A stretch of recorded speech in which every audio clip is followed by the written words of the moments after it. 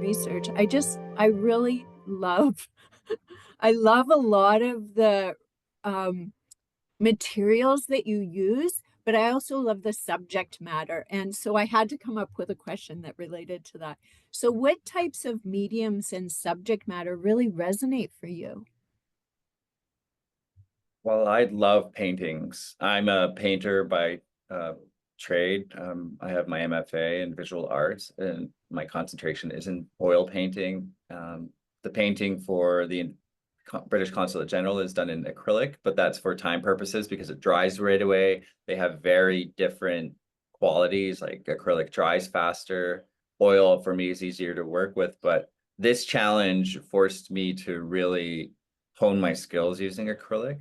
But some of them, yeah, that I think when you see a painting in person, there's something visceral that happens, because you could say things with a painting that you can't put into words, and certain emotions are sort of emitted from the painting in terms of light and texture that speak to us on a certain level. For me, anyway, as an artist, those really resonate with me. I'm also very interested in sculpture, um, and I guess yeah, the especially oil paint, and seeing how an artist can take solid matter like paint and turn it into light and creating an image. And because images, even when they aren't real, are incredibly powerful. Hmm. Hmm. And I really enjoyed, especially when I saw the imagery that not just the Invictus Games, but a lot of what you did for Whistler Blackcomb for the um I think you did one of the trams. Was Yes, that correct? Yeah. And just the I think it's called, is it called Red? The it's called red. painting? Yeah. Yeah, it's just I loved the way that you really interchanged a lot of like your darks and lights. The palette is varied all throughout, even though it is monochromatic. You still achieve that idea of like lights and darks and Uh, slivers of abstraction. It's just gorgeous. yeah. Yeah. So red, that's located at the SLCC, the Squamish Little Cultural Center in Whistler. Mhm. It was a part of my grad project. I did a blue one as well, and two smaller figurative paintings to accompany each painting. But it's a part of my Slice series, which is an ongoing series. It's very, I guess, popular amongst collectors, and um, there's a yeah, I really enjoy painting that way. But doing that research, uh, when it came to red, there was a lot of thought that went into it. I'm thinking like Carrie James Marshall speaks about the different colors of black and how it's not just one shade of black. There's red blacks, green blacks, blue blacks. So I thought about that, and just seeing the work of other artists and how they could use like a salmon pink is still qualifies as a red shade. So there was a lot of different colors to for me to be able to work with, and it was all sort of strategic but very each each segment of the painting from panel to sort of segment to segment unfolds on its own in terms of what color it wants to be next or how it chooses to work next to the color next to it. Um, so I was approached by Whistler Blackcomb again while I was still doing my undergrad, and that's why I was also busy and didn't really was hesitant to take on the Invictus Games project because I said yes to Whistler Blackcomb. So they purchased red, um, and donated it to the Squamish Lil'wat Cultural Center. And it actually, I was very lucky because that sale helped to pay for a massive portion of my tuition at Columbia. I'm very lucky to have had a lot of interest from collectors because I didn't have to take out a student loan. My very big tuition at Columbia, and university was paid for by sponsorship and um, the own sales for my own paintings, as well as scholarships. So I graduated debt free, which I'm very proud to say. Excellent. Yeah, that is always tricky for an artist, isn't it?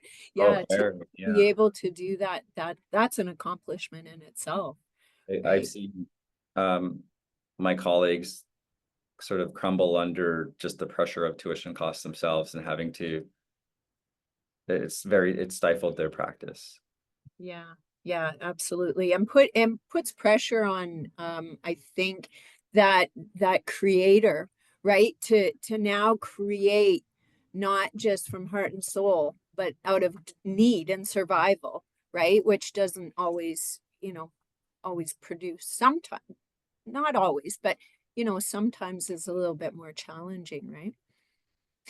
So I one more quick one though. I really loved that you are from my perspective about, and I'm an artist, but I'm more a purveyor of art than a practitioner of art. This is how I practice my art. But um, you know, when I've seen so many artists, I really appreciated how yours is so contemporary.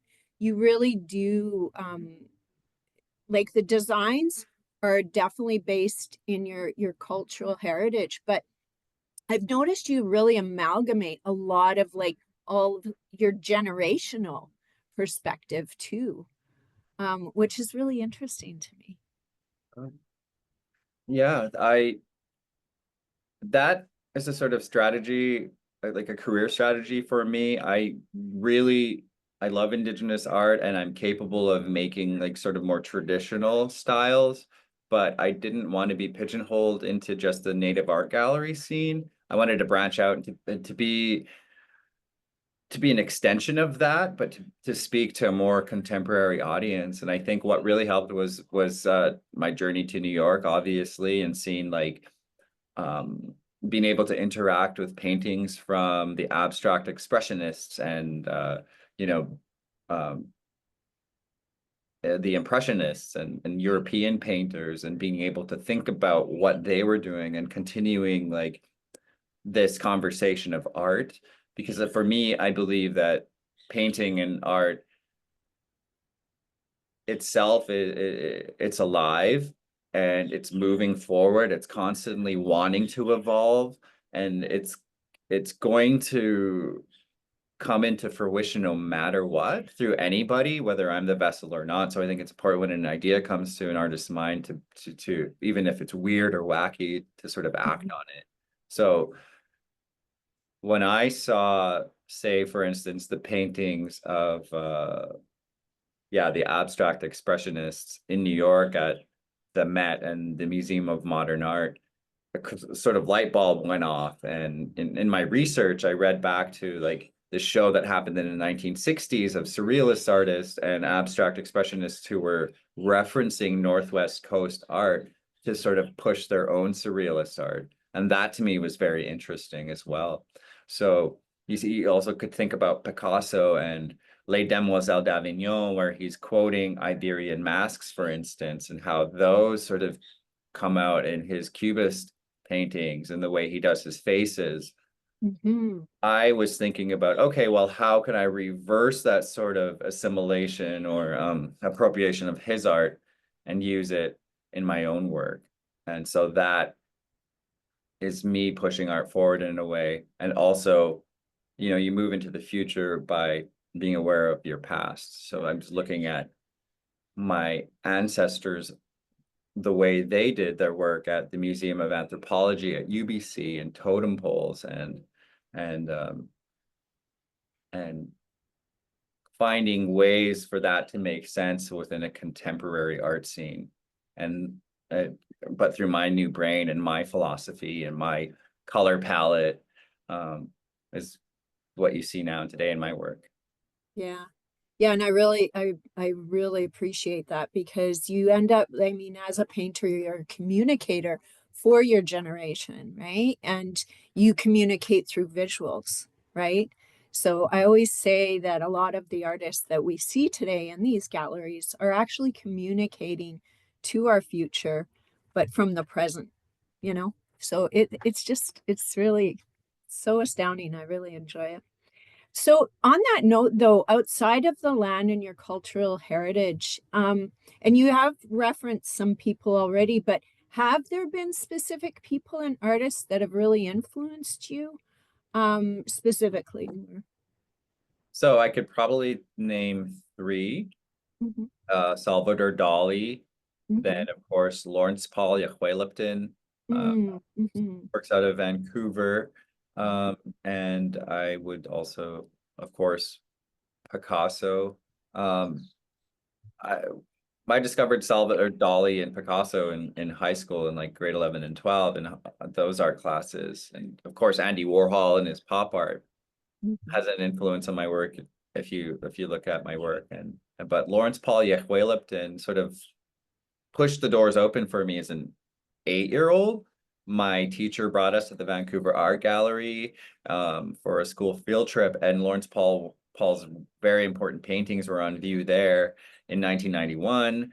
And his painting "Red Man Watching White Man Trying to Fix Hole in the Sky" was this mhm, massive painting on the wall that I remember being this little kid looking up at and realizing, okay, painting is powerful and you could say things with it and communicate to other people.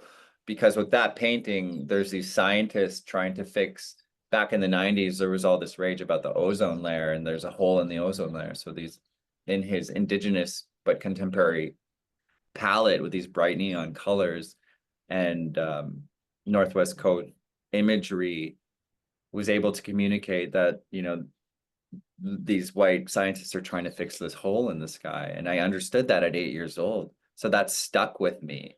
And now, today, when I was in like Emily Carr in art history class, that painting came across the screen. And I'm like, oh, that's the artist that I saw when I was 8. So I continued to research his work and just fell in love with him all over again. And then finally meeting him. And now I belong to the same prominent collections that his paintings belong to and collected by his collectors. And now I'm like, friends with Sean Hunt and Sunny Asu, and have met Lawrence Paul Yahuelipton quite a few times. And it's uh, just to sort of dream something and then become a part of that circle.